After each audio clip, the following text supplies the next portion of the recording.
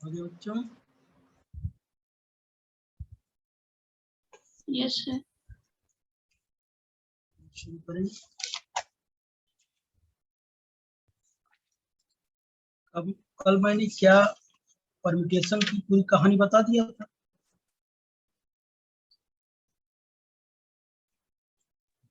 Sir case 3 तक करवाए थे। अच्छा, मतलब इसमें दो टाइप के क्या होते हैं कि होते हैं ना, यानी मीनिंगलेस और मीनिंगफुल वेज होते हैं ना।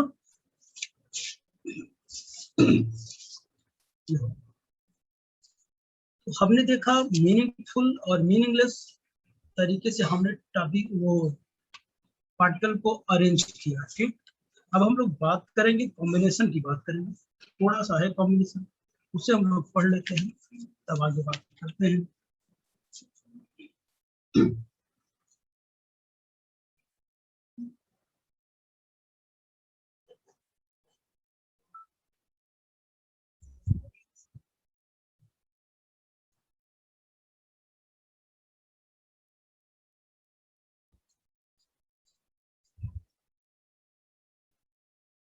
देखिए अब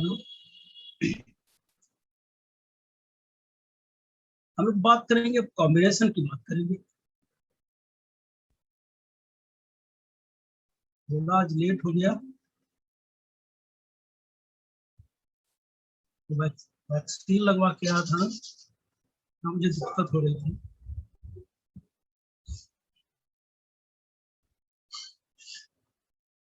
कॉम्बिनेशन, कॉम्बिनेशन के बारे में सुना होगा आपने। चलिए आइए पहले हम उसका डेफिनेशन लिख लेते हैं। वी आर ऑफन इंटरेस्टेड, लिख लीजिए, we are often interested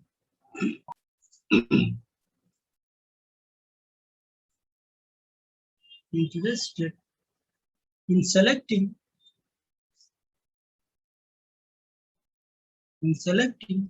some objects,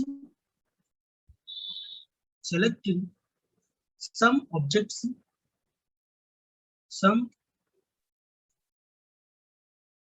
objects, object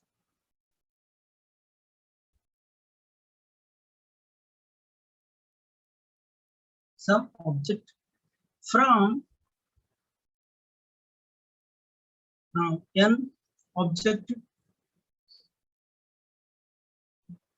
from n objects, irrespective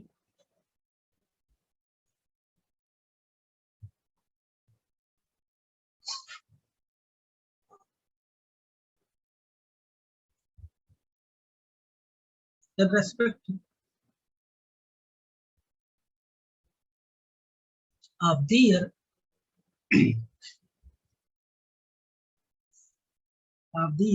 order of arrangement of their order of arrangement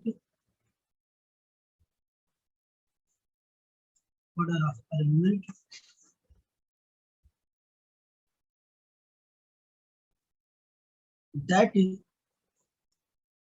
is only meaningful arrangement, only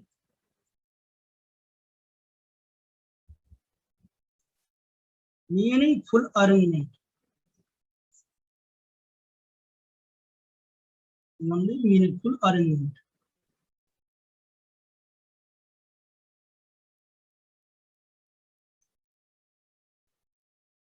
Only meaningful arrangement.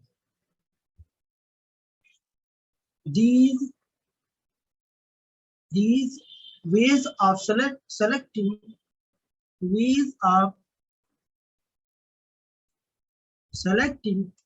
objects are called combination.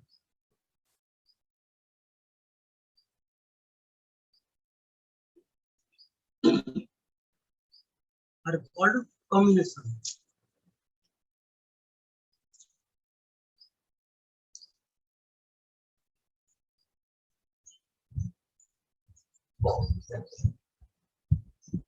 Are called combination.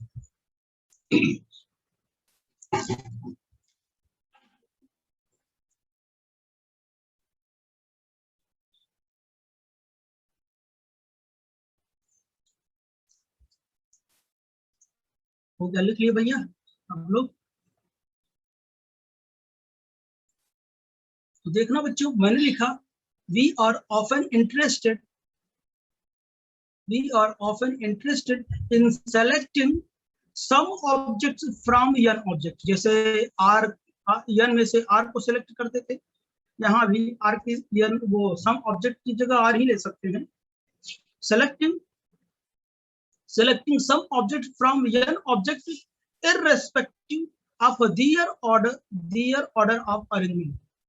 irrespective इसका मतलब क्या है पता है? उसके order को हम क्या करेंगे? चेंज नहीं करेंगे. ऑर्डर को हम चेंज करके नया कॉम्बिनेशन नहीं बनाएंगे, नया अरेंजमेंट नहीं बनाएंगे. इसका मतलब ये है that is only meaningful arrangement. मतलब जैसे यक्स वाई लिया तो यक्स वाई हो गया तो वाई एक्स नहीं होगा. इसमें दो कॉम्बिनेशन बन गया, तो इसमें अगर ये मीनिंगफुल हो गया, ये मीनिंगलेस हो गया, तो इसे हम लोग क्या बोलते थे? परम्यूटेशन बोलते थे. ओके. लेकिन अगर हम मीनिंगफुल तरीके से ले, केवल मीनिंगफुल तरीके से, मीनिंगलेस तरीका नहीं ले, तो उसके लिए कॉम्बिनेशन केवल कितना होगा? एक ही होगा. तो ये सबसे खास बात है. देखिए, only meaningful arrangement, then these ways of selecting objects are called combination. और इस टाइप के ऑब्जेक्ट को सेलेक्ट करना ही क्या कहलाता है? कॉम्बिनेशन कहलाता है. यानी उसको सेलेक्ट करके उस ऑर्डर पर आप क्या कर दीजिए, उसको रखिए, वो क्या हो जाएगा? कॉम्बिनेशन हो जाएगा. एनी प्रॉब्लम किसी को? अगर मैं एक एग्जांपल लूं, अगर मैं एग्जांपल की बात करूं,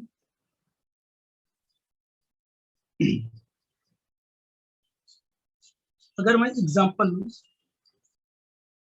अगर मैं कहूं if we are interested in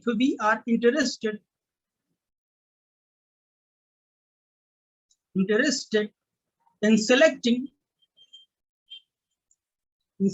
two objects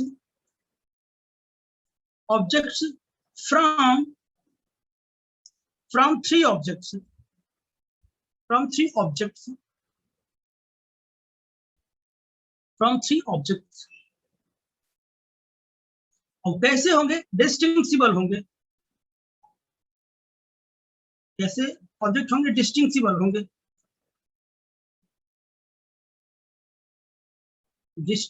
होंगे.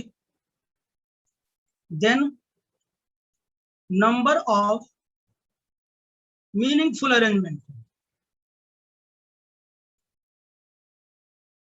मीनिंगफुल अरेंजमेंट, अरेंजमेंट या कह दो और कह दो कॉम्बिनेशन, नंबर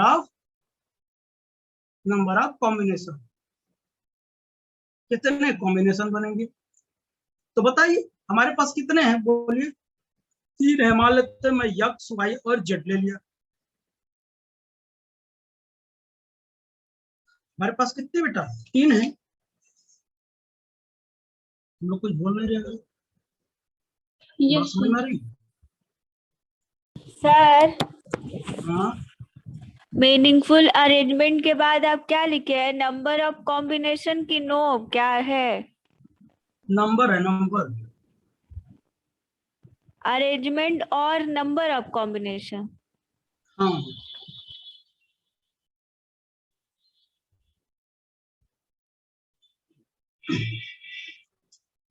तो ये देखो हमारे पास कितने पार्टिकल है, हमारे पास कितने ऑब्जेक्ट है बेटा, 3 है।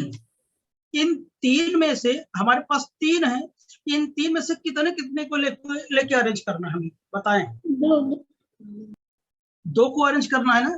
तो बताइए अब होना कैसा चाहिए, मीनिंगफुल होना चाहिए, मीनिंगलेस नहीं। मतलब एक बार ऑर्डर हो जाए तो उसको चेंज नहीं करना है, बल्कि परम्यूटेशन में हम ऐसा कर सकते थे। तो बताएं हम कैसे इसको, इसके ऑर्डर को हम चेंज करें।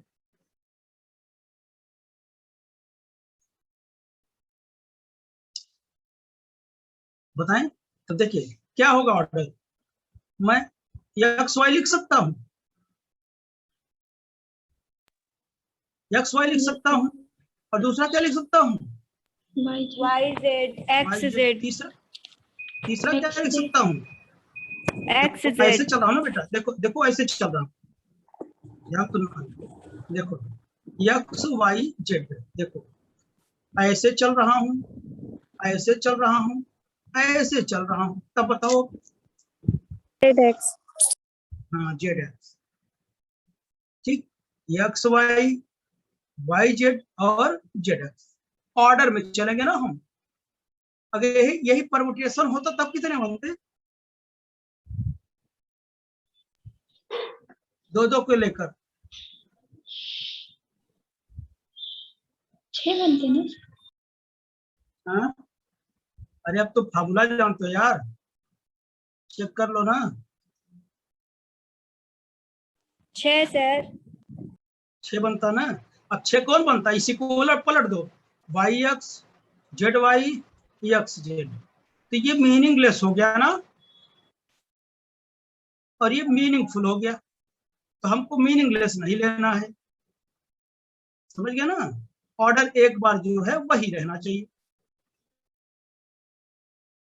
अब समझना। ये कॉम्बिनेशन बन गया। अब चलिए इसे हम लोग फार्मूले पर अप्लाई करते हैं, ठीक। तो चलिए हम फार्मूला अप्लाई करते हैं।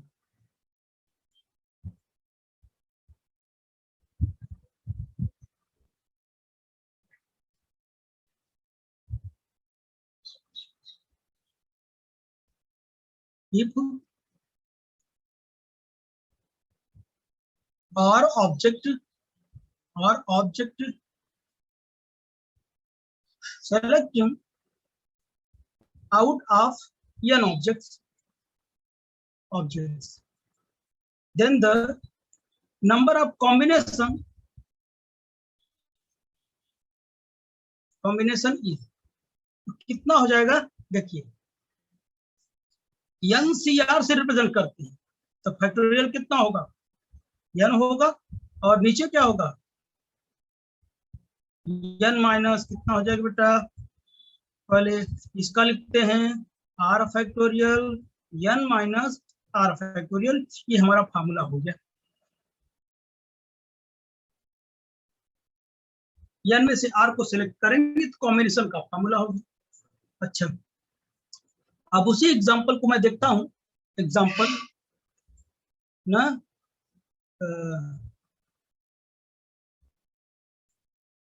if r object, if two object, वही if two object selecting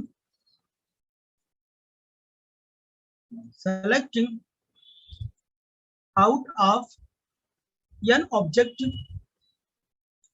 then n नहीं 3 है बेटा, यहाँ 3 object, then the number of combination,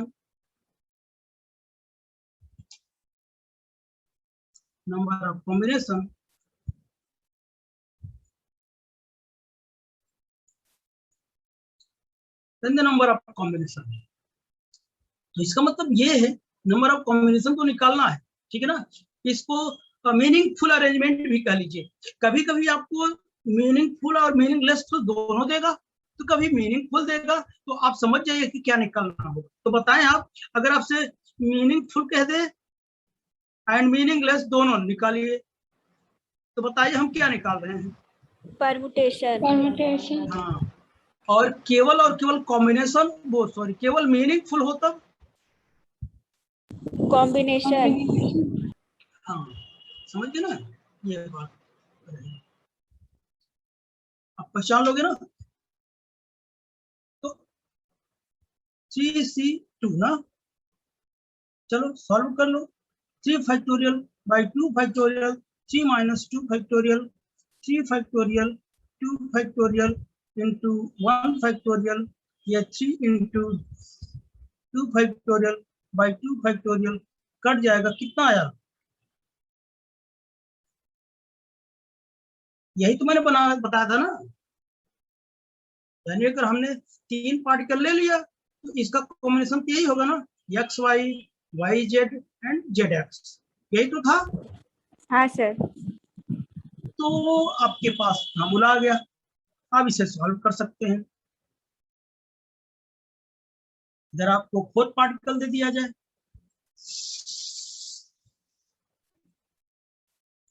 if 4 particle 4 object selecting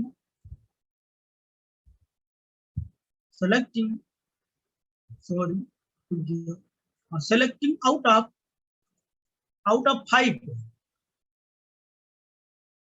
5 object, then the number of meaningful arrangement। देखिए आपको confuse करने के लिए ऐसे देगा मीनिंगफुल अरेंजमेंट, तब क्या निकालेंगे हम? वही निकालेंगे 5 factorial 4 factorial 5 minus 4 factorial 5 factorial 4 factorial into 1 factorial 5 into 4 factorial 4 factorial into 1 factorial, ये सब कट जाएगा, कितने बचेंगे?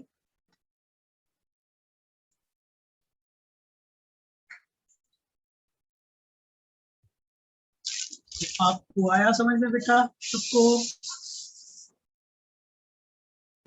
Yes sir. अच्छा लगा होगा।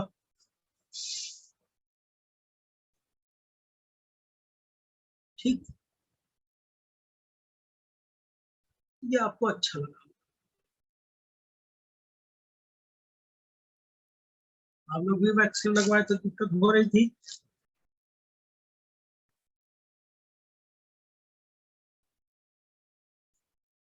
हाँ सर। बैठने मन नहीं कर रहा, आज तो पढ़ाना नहीं चाह रहा था, लेकिन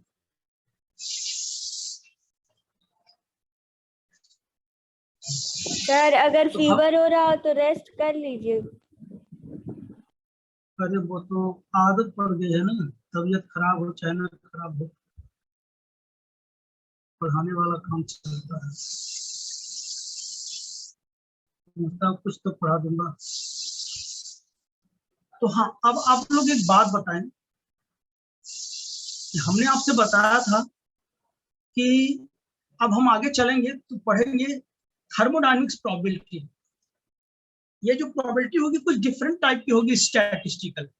यहाँ सुनना आप लोग, स्टैटिस्टिकल की जो प्रोबेबिलिटी होगी वो थोड़ा अलग टाइप की होगी, डिफरेंट फार्मूले मिलेंगे, लेकिन एक जनरल फॉर्मेट जो आपने 12th में पढ़ा और और भी डिफरेंट एग्जाम्स में आपसे पूछे जाएंगे, वही प्रोबेबिलिटी फॉर वो कॉइन्स, डाइस, कार्ड, सेल, वो सब बैग एंड बॉल, ये सबसे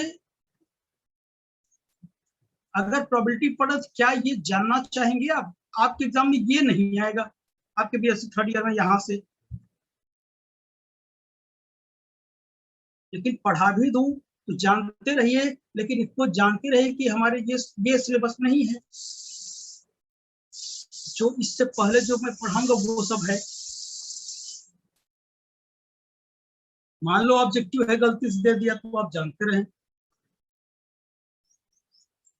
क्या कह रहे हैं। यस सर, पढ़ा दीजिए। पढ़ा दूं, काम ही देगा, है तो प्रोबेबिलिटी ही ना। जी सर। मुझे भी लगता है कि पढ़ाना चाहिए ना। तो इससे पहले आप पढ़ चुके, ठीक ना, प्रोबेबिलिटी। अब ये परम्यूटेशन कॉम्बिनेशन आप जानते रहिए क्या क्या होता है। उसके बाद हमने एक उसके बाद अब थर्मोडायनामिक्स प्रोबेबिलिटी चलेंगी, तो डिफरेंट टाइप की प्रोबेबिलिटी मिलेगी। लेकिन ये कुछ कॉमन चीजें हैं जो आप क्या करते हैं कि सभी एग्जामों में लगभग पूछे जाते हैं, ठीक है ना, बहुत सिंपल है। ठीक, चलिए हम इस पर बात कर लेते हैं थोड़ा बहुत, ठीक है ना। देखिए probability related to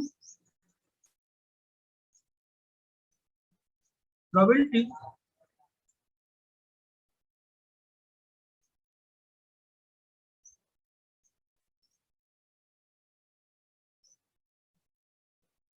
related to,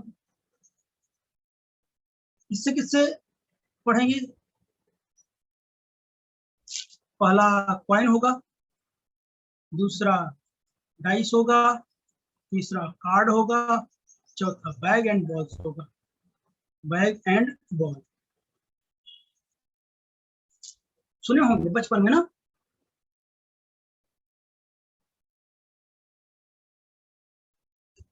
सुने तो होंगे ही ना आप लोग।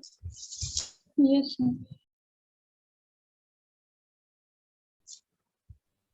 नहीं सुने हैं? सर 12th में चैप्टर था, हाँ, मैथ में ये प्रोबेबिलिटी 12th में था। चैप्टर था ना प्रोबेबिलिटी का। तो चलिए हम लोग बात करते हैं कॉइन्स की, बात करते हैं सबसे पहले इसकी, फॉर कॉइन्स, ठीक है ना। हम किसके लिए पढ़ेंगे? फॉर कॉइन्स के लिए पढ़ेंगे, फॉर कॉइन्स के। तो हम आपको बता दें, सबसे पहले प्रोबेबिलिटी का फार्मूला क्या होता है, आपको पता है। वी नो दैट प्रोबेबिलिटी होता है, probability A will be equal to क्या, happening event to the total number of event. ये तो सबको पता होगा ना, यानी इसी को हम लोग कहेंगे happening event to the total number of event, total number of event. ये फॉर्मूला याद रह सबको, ठीक। कॉइन्स की बात कर रहे हैं ना। अच्छा, अगर मैं सिंगल कॉइन की बात करूं, for single coin, for single coins की अगर मैं बात करूं तो देखिए, सिंगल कॉइन्स है अगर, तो हमारे पास देखिए सिंगल कॉइन्स ही है ये। अगर मैं इसको उछालूंगा तो या तो हेड आएगा या तो टेल आएगी। टोटल पॉसिबिलिटीज कितनी है इसकी, यानी टोटल नंबर ऑफ इवेंट कितनी है? हाँ, 4 है सर। नहीं बेटा, ये दो दो दो पॉइंट्स नहीं बनाया हूं मैं, एक एक मैं ही हेड कर पॉइंट है, दिखाया। हाँ, एक ही पॉइंट है, तब दो हाँ, ही एक है, ही, ठीक। तब दो। ये दो बनाया जरूर, दो नहीं बनाया हूँ, एक में हेड दिखाया, दूसरे में टेल दिखाया, ठीक है ना। एक ही पॉइंट से, तो एक ही पॉइंट से एक या तो हेड आएगा या तो टेल आएगा, तो कितने पॉसिबिलिटीज हैं? दो, यानी टोटल नंबर ऑफ इवेंट इसमें कितना है? तो मैं ये कहना चाहूंगा, अगर हमारे पास सिंगल कॉइन है,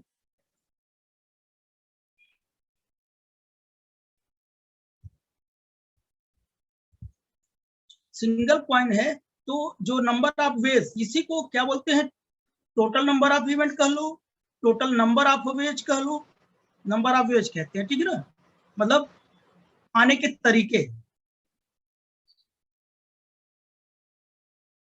सिंगल कॉइन रहेगा कितने वेज आएंगे बेटा, 2 वेज आएंगे,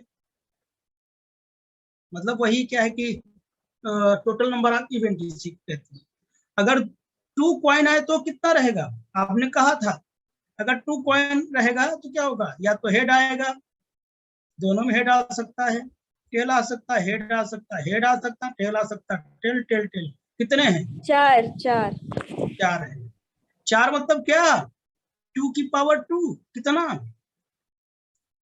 ऐसे बताओ। सिमिलरली 3 कॉइन्स के लिए बताएंगे, 9 नहीं 3 नहीं, 2 ही कॉइन्स है वो, 2 की क्या कहते पावर हैं, 3 होना। हाँ 2 की पावर 3 रहेगा ना, कितना हो जाएगा, 8 हो जाएगा, ठीक है ना। स्टार्टिंग पॉसिबिलिटी 2 है ना, उसी पर पावर करेंगे ना हम। तो अब बताइए 4 कॉइन बताओ, 16 हो 16। जाएगा ना। तो अब कभी ऐसे दे देगा, वेज तो निकाल लेंगे आप लोग, वेज पता चल जाएगा। और वैसे भी जानते हैं कि 2 कॉइन्स के लिए मैंने बताया भी था कि 4 होता है, ओके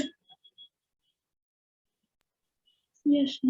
हो गया, बस इतनी बात है।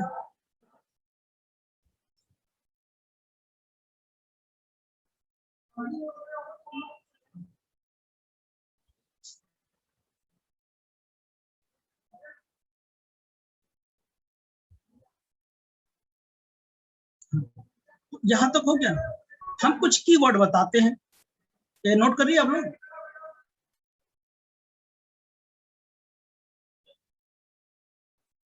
ये फालतू चीज ना नोट करना हो तो समझा देता है। कुछ कीवर्ड बताते हैं यहीं पर हम, ये यूज कर सकते हैं हम लोग, सम कीवर्ड।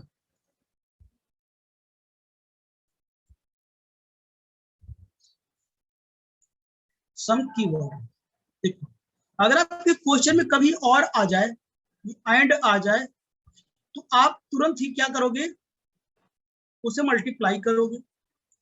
अगर यस और सर, आ जाए तो क्या करोगे, ऐड प्लस करोगे। एट एट लीस्ट आ जाए,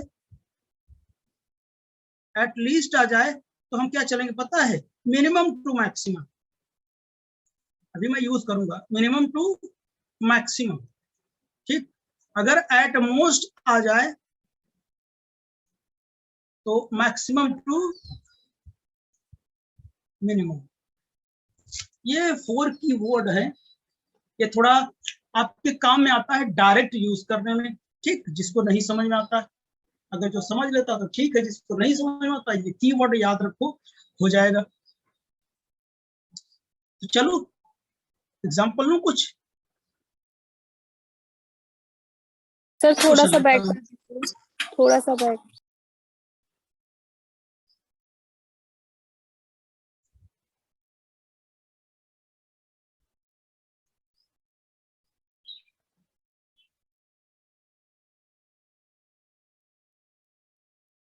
हो गया सर।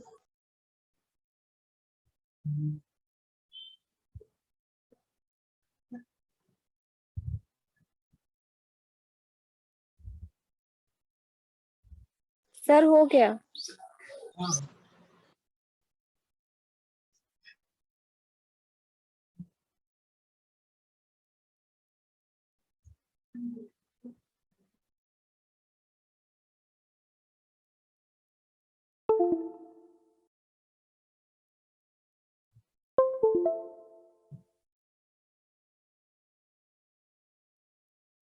हाँ, तो देखिए क्वेश्चन की बात करता हूँ।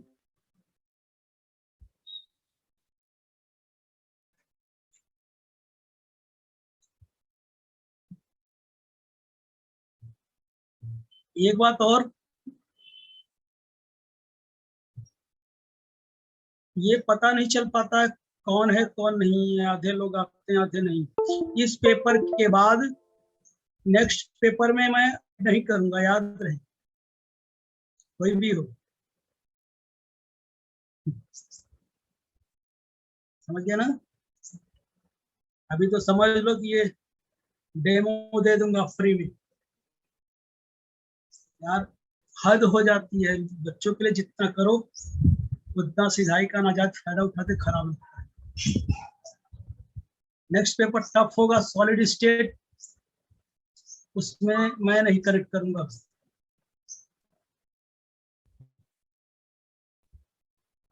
इसी तरीके से कंफर्म करेगा तभी।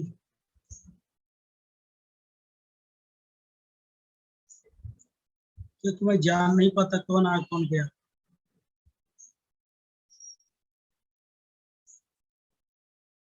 चलिए आगे बोलो। Two coins are tossed. आपको लगता है कि, लगता तो नहीं है कि मैं थोड़ा बदल गया हूँ? पहले इतना नहीं बोलता था ना।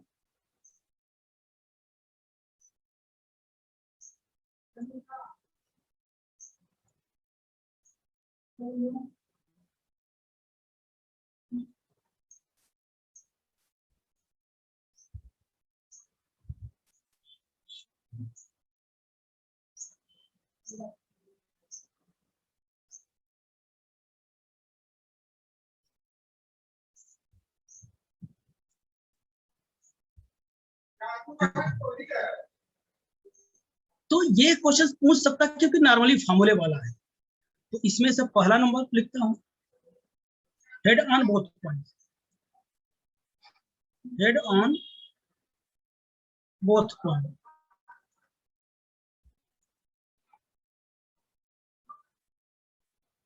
None head on both point.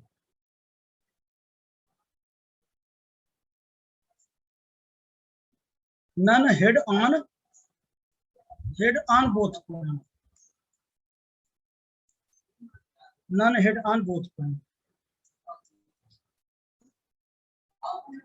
One head and one tail on both point. On both points. जिसको ऑफलाइन भी पढ़ना हुआ सकता है, ये 8-20 पे रहता है। जिसको इसमें नेटवर्किंग प्रॉब्लम हो,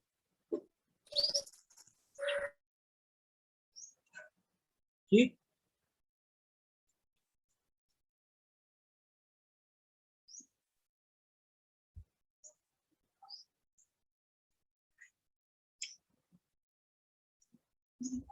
fourth number, at least one head on both points. Next number, at most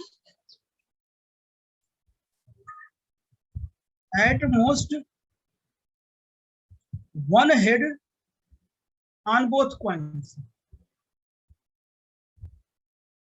चलो अब मेरा साथ जवाब है तो जानो।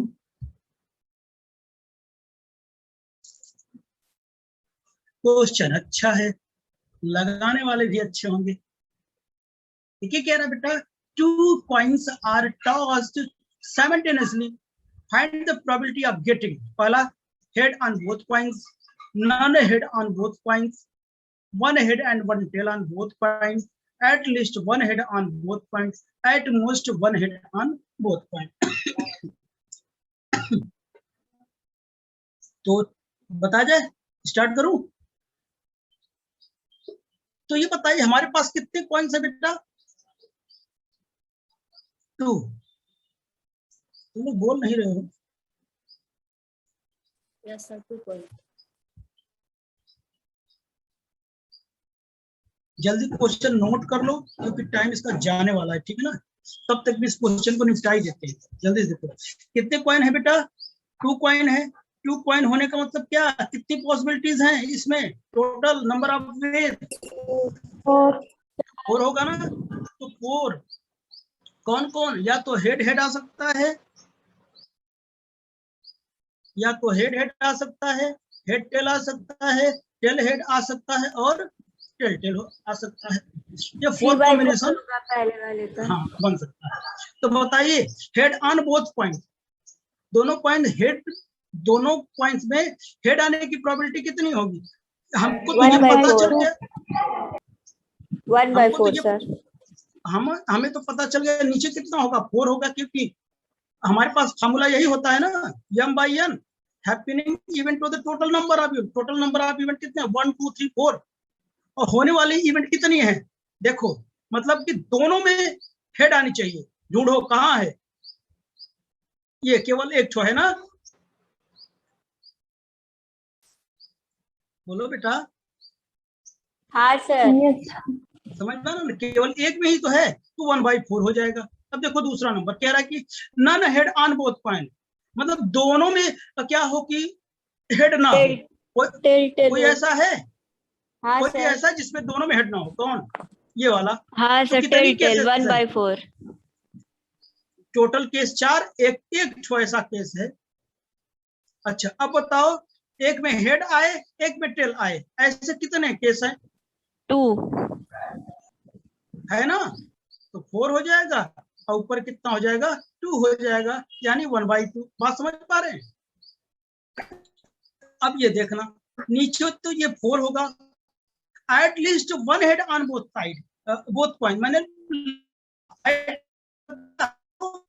Minimum to maximum, minimum to maximum, यानी कम से कम एक आना चाहिए, ज्यादा से ज्यादा कुछ भी आ सकता है, इस बात को हाँ समझना सर। तुम लोग। तो 3 केसेस बन रहे बोलो हैं। कोई बताए, मतलब हाँ कम सर, से कम 3। एक हेड आए, मैंने कहा हाँ मैक्सिमम टू मिनिमा जाना है ना, मिनिमा टू मैक्सिमा जाना है, कम से कम एक होना चाहिए, ज्यादा से ज्यादा कितने भी हो सकती, कम से कम देखो यहाँ है 1 2, और मैक्सिमम, और कम से कम मिनिमम से मैक्सिमम जा सकते, 1 2 3, ये तो कम से कम है, ज्यादा से ज्यादा कुछ भी हो सकता है ना, क्योंकि मिनिमम टू मैक्सिमम जा रहा है, कितने हैं, ठीक है, ये बात समझ में है कि नहीं आप लोगों को।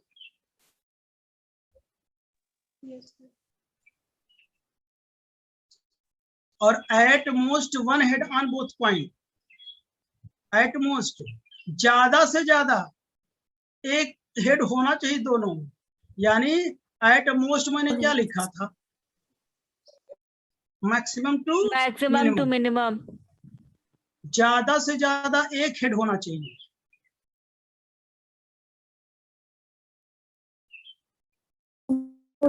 तो बताइए कितना आएगा,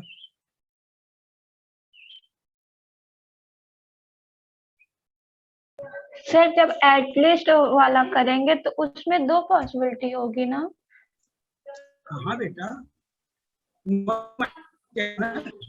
देखो मिनिमम तो क्या है, मिनिमम तो एक है, एक कम से कम एक हेड आए, तो 2 केस ऐसी हैं, और कह रहा है ज्यादा से ज्यादा तो कुछ भी आ सकता है, जैसे मैं कहूँ कि कम से कम आपके पास 100 रुपए होने चाहिए, कम से कम, स्कूल जाती कोचिंग जाती कुछ खाने पीने को जरूरत पड़ गई, तो मिनिमम क्या होनी चाहिए, 100 रुपए होनी चाहिए, ज्यादा से ज्यादा कुछ भी हो सकता है, 400 500 1000 रुपए, तो ज्यादा से ज्यादा कुछ भी हो सकता है, तो देखो मिनिमम, मिनिमम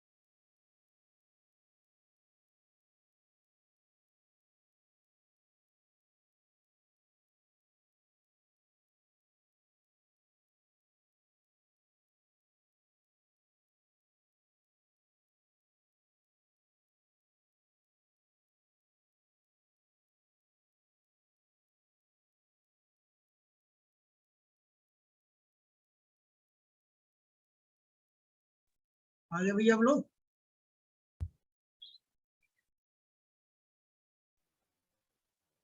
यस सर। भैया अच्छा, तो लास्ट वाले वो बात समझ में आई सबको? जी at sir. Least one head on both points. Next number क्या था? At most one head on both points. On both point. तो ये बात समझ में आई कि नहीं? 3/4 हेड हेड और हेड टेल, टेल हेड और टेल टेल। बेटा कम से कम क्या आना चाहिए? कम से कम एक कह रहा, कम से कम एक कह रहा, एक आना चाहिए। तो हमने बताया ना आपके पास कम से कम 100 रुपए होने चाहिए। ज्यादा से ज्यादा 200, 300, 400, 1000, 10,000 हो सकता है। मिनिमा टू मैक्सिमा कह रहा ना, यानी इससे कम नहीं होना चाहिए। तो एक से कम नहीं होना चाहिए। तो एक इसमें है, एक इसमें है और ज्यादा हो सकता है। 3 केस बना कि नहीं? Yes sir. अच्छा, अब कोई ये बता दे at most one head on both point. बताओ, नीचे 4 है और ऊपर की कहानी आप बता दो। सर 3 ही होगा क्योंकि ज्यादा से ज्यादा एक हो ऐसा बोल रहा है। ज्यादा से ज्यादा एक होना चाहिए। और मैंने एट मोस्ट क्या बताया था? Maxima to minima. Maxima to minima, हाँ सर। ज्यादा से ज्यादा ये कैसे लेंगे हम? क्या सर? क्या ये केस लेंगे हम? नहीं सर। हाँ सर। ये वाला केस ले पाएंगे? नहीं ले पाएंगे। क्यों? कह रहा ज्यादा से ज्यादा एक हेड, इसमें तो 2 ठो है। Yes sir. नहीं समझे? हाँ सर, समझ गए सर। आपके पास ज्यादा से ज्यादा 100 रुपए हो, हाँ, तो 200 दे दिया जाए तो ये होगा क्या? नहीं होगा ना।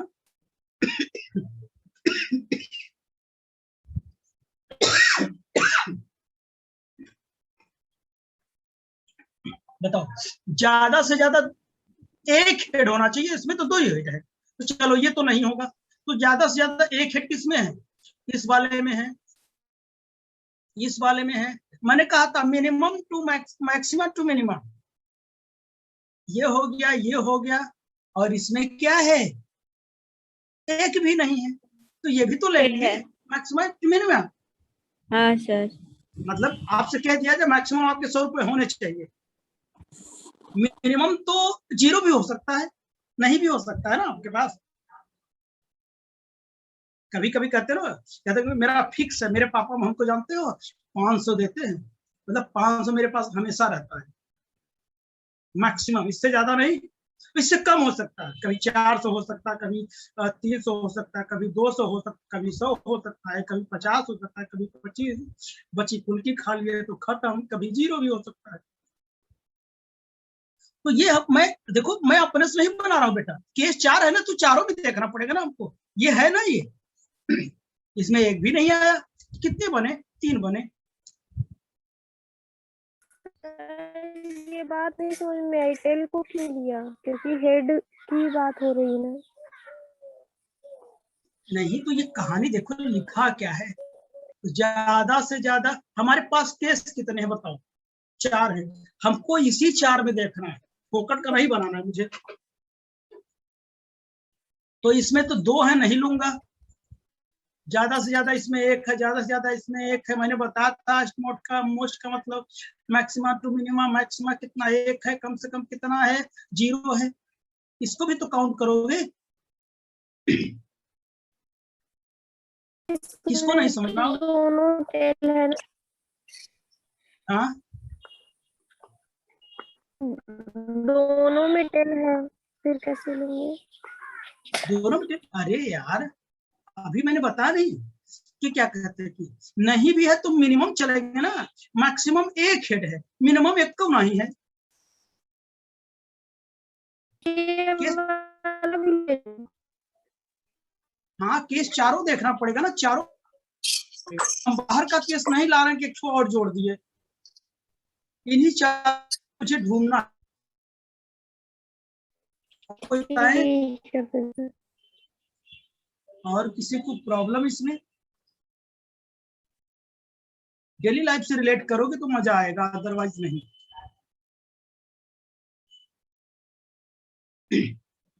कभी कभी आपसे कहते मैक्सिमम 500 है, कभी कभी आपसे पूछे यार तुम्हारे पास कितना है, तो कहोगे मेरे पास यार कुछ नहीं, तो ये भी तो इंक्लूड होगा ना, ज्यादा से ज्यादा मिनिमम। ये केस ही है, इसमें यही 4 केस है ना, 4 केस में ये ज्यादा, ये 0, कितने हो गए? तुम आप लोगों को डाउट है लगता है, बोल नहीं रहे? हाँ सर। आपकी आवाज नहीं आ रही। Sir problem. तो बताओ भैया प्राची। आ गया सर अच्छे से। और कोई? अंजनी बताओ बेटा। यस सर, समझ आ गया। खा पी के बोला करो, सुनाई नहीं देता हूँ।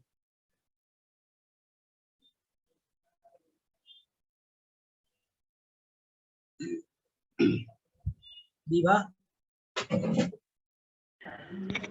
यस सर, समझ में आ गया। कुछ लोग तो आवाजें नहीं सुन रहे। चलिए अब आगे बात करो। अब देखो, ये क्वाइंस रही, happening event to the total number of event. अब हम बात करेंगे, डाइस की बात करेंगे। किसकी बात करेंगे बेटा? डाइस की बात करेंगे। डाइस, डाइस की बात। डाइस भी बहुत सिंपल है। डाइस में हमारे पास क्या होते हैं? तो डाइस है, उसमें 6 नंबर होते हैं।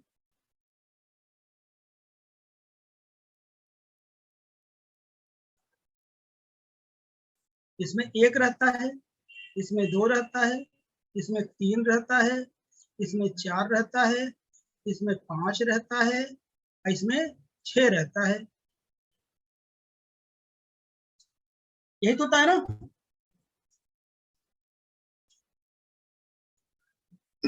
Yes sir. इसमें 6 रहता है, तो यानी कि कितना? 1 2 3 4 5 6 नंबर तक रहता है। तो अगर मैं एक डाइस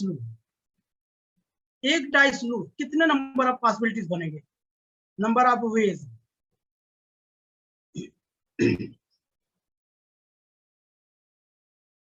एक डाइस के लिए कितना बनेगा?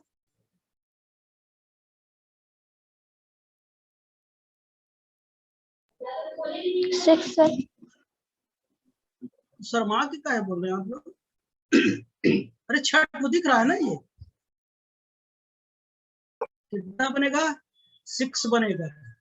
और 2 डाइस मैंने लिया तो, अरे क्वेश्चन भी करा चुका है इस पर। 36 2 डाइस लिया तो हाँ 36 सर। हाँ स्क्वायर कर दूंगा। ऐसा 3 डाइस लिया तो 216। 216 वेज हो जाएंगे। ऐसे और के लिए हम कर लेंगे।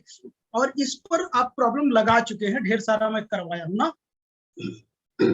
फिर भी एक और करवा देता हूँ।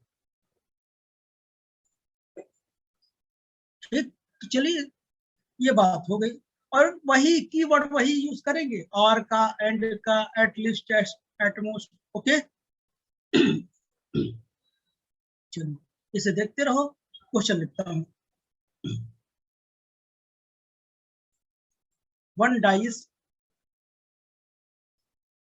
dice roll rolled, then what is the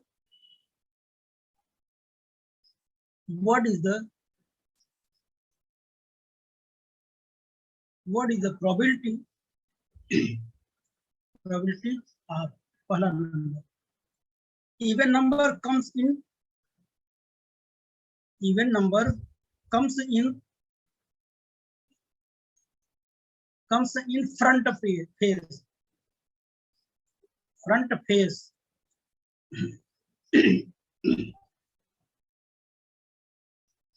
number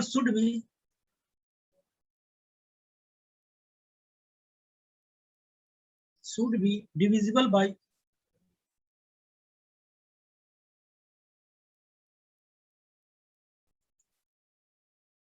divisible by 2.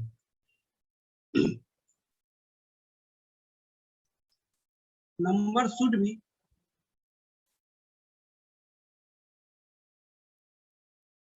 greater than 2 but less than 4. चलो अब देखो अपने से सब लोग बताओ, 1 dice rolled, then what is the probability? एक डाइस को मैंने उछाल दिया, तो एक डाइस को उछाला कितने नंबर पड़ेगा, देखना कितना नंबर पड़ेगा, 1 2 3 4 5 6, यही नंबर तो पड़ेंगे।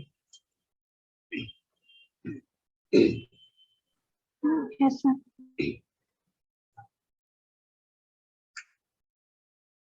यही नंबर तो पड़ेंगे ना,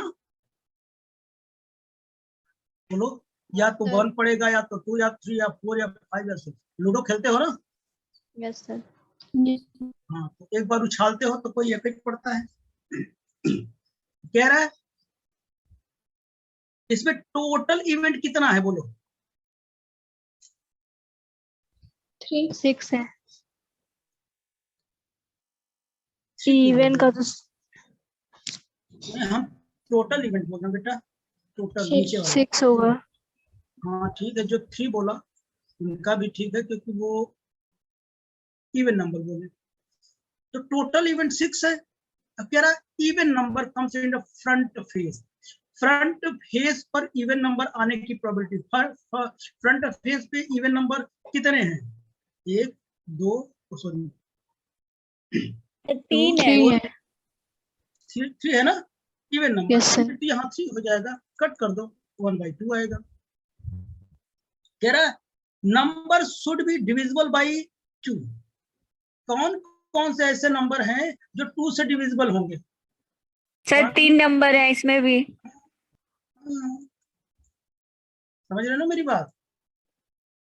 यस सर। अब number should be greater than 2 but less than 4। बताओ, एक ही 2 से नंबर बड़ी है, हो, 3 ठीक, तो क्या 1/6। 1/6 ना, बहुत सही आंसर हो गया, हो गया।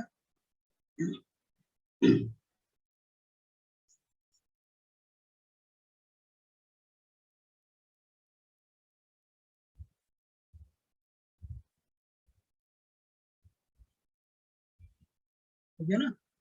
चलो एक क्वेश्चन की और बात करता हूँ। थोड़ा एक क्वेश्चन टफ लगेगा इसी डाइस का, बोलू?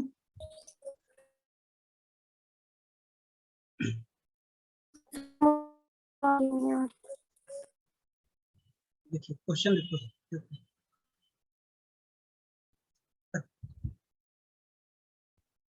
अच्छा तो नहीं लग रहा है? सर पीछे क्या करवाए आप? फिजिक्स पढ़ाया? सर कुछ सुनाई नहीं दिया।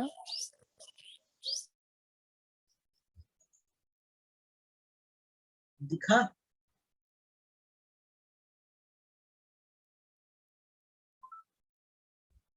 हो गया सर, देख लेंगे, स्क्रीनशॉट ले लिए। हो गया? हाँ सर ले लिया। Question, 2 dice are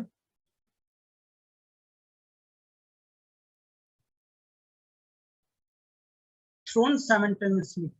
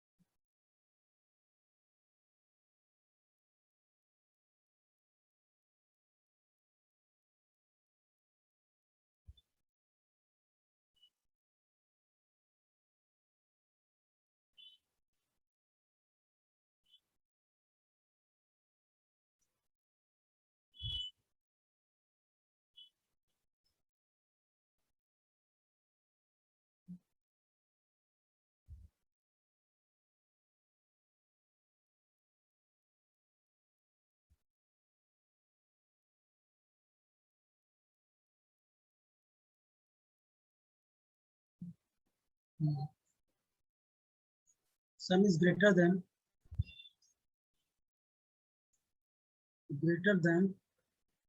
9 on the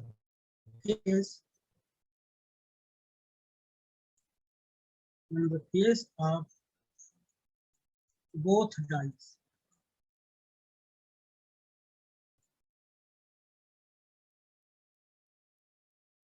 Sum is divisible by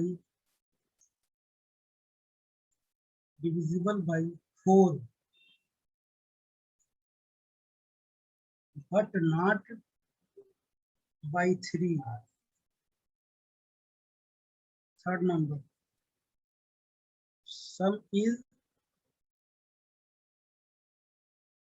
divisible by 5. ये हो जाएगा।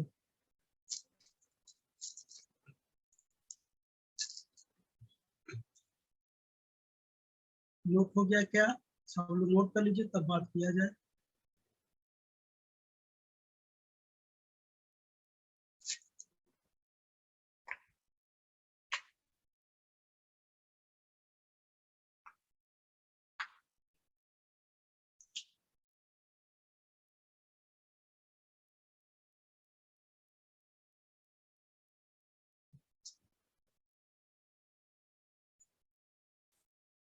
नोट हो गया? Yes sir. तो देखिए बेटा, कह रहा two dice are thrown simultaneously, find the probability of getting. पहला नंबर कह रहा sum is greater than 9 on the face of the both dice. पहले जो फार्मूला तो आपको पता है, PA will be equal to क्या होता है, एम बाई कितना होता है, एन होता है, यही M will be equal to M plus N होता है। तो बताइए, कह रहा है कि पी निकाले, पहले नीचे कितना होगा बताओ? 2 है तो नंबर ऑफ बेस कितने होगा? 36 होगा। ये तो कंफर्म है। ठीक, कह रहा है कि सम is greater than 9 on the face of both dice.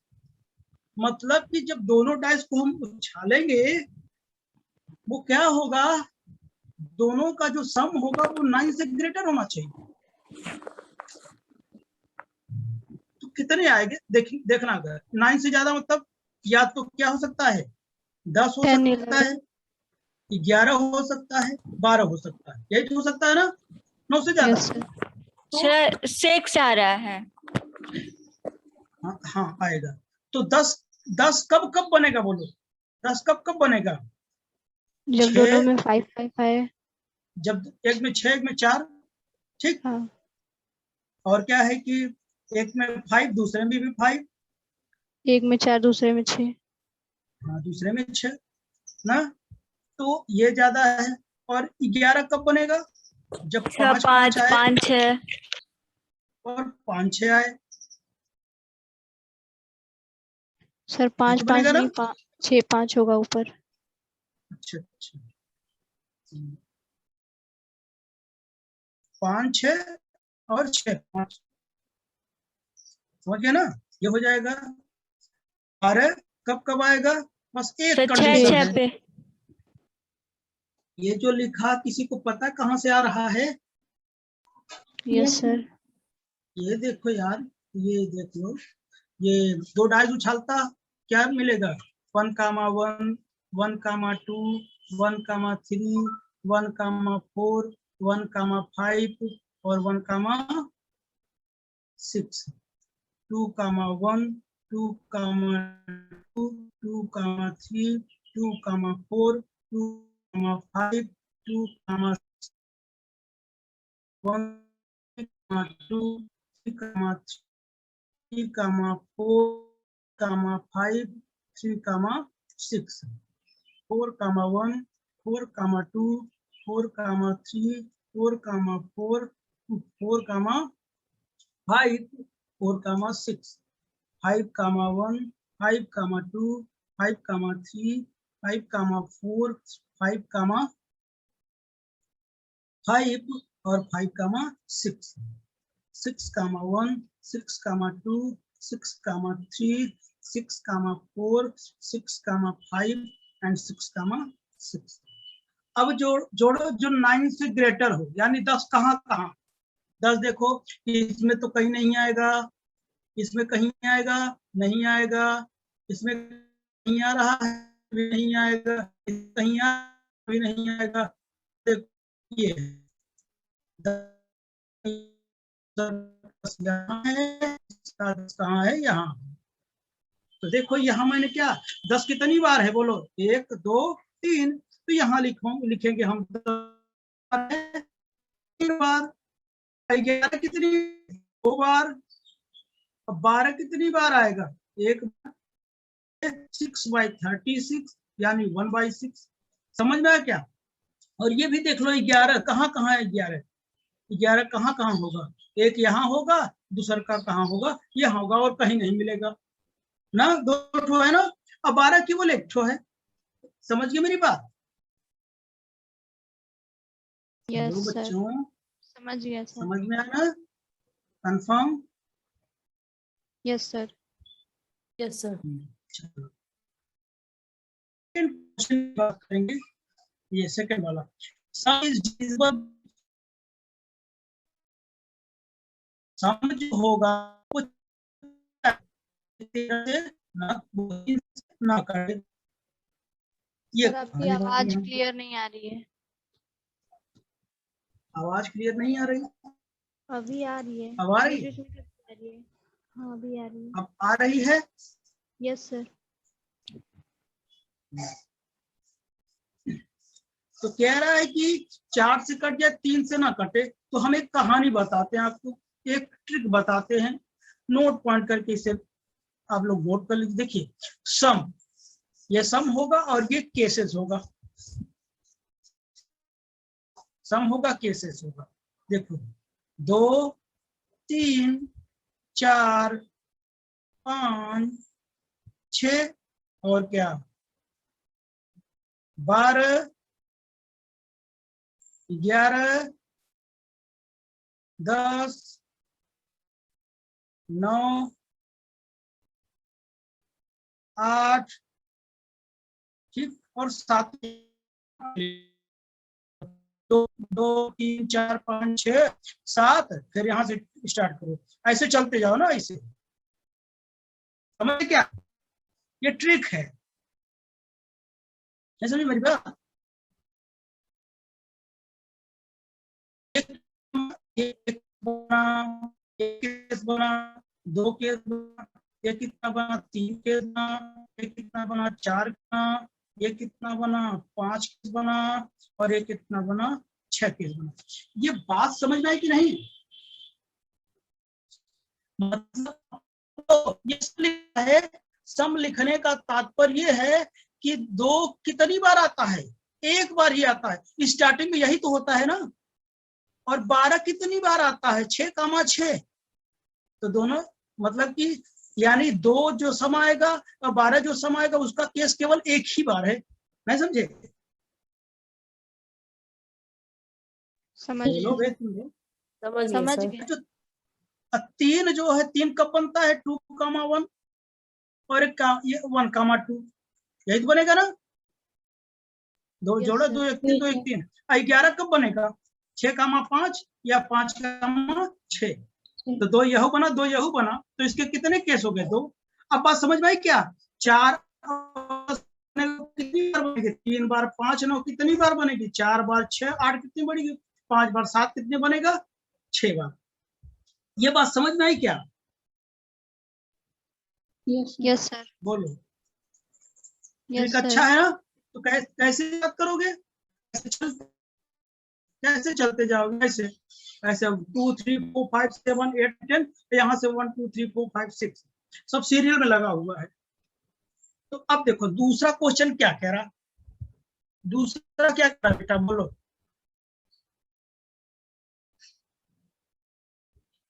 Some is divisible by 4 but not 3। जो सम है 4 से डिविजिबल हो जाए लेकिन 3 से नहीं। 4 से कट जाए। 4 से बताइए 4 से कटने वाले कौन कौन है। एक ये है, एक ये है, नहीं, एक ये है, एक ये है और एक ये है। 4 से ये भी कट जाएगा, लेकिन 3 से नहीं कटेगा। कह रहा है 3 से नहीं कटना चाहिए ना। 12 बोलो। कट जाएगा ना 3 से सर। अरे तो क्वेश्चन में क्या कह रहा है? कह रहा नहीं कटना चाहिए ना 3 से। हाँ तो उसको नहीं लेंगे। हाँ तो उसको नहीं लेंगे। तो बताओ, तो बताओ कितना लिखूं फिर? तो 4 और P हो 8 जाएगा। हाँ, 8 कट जाएगा। 8 कितनी बार है? सर 8 आएगा।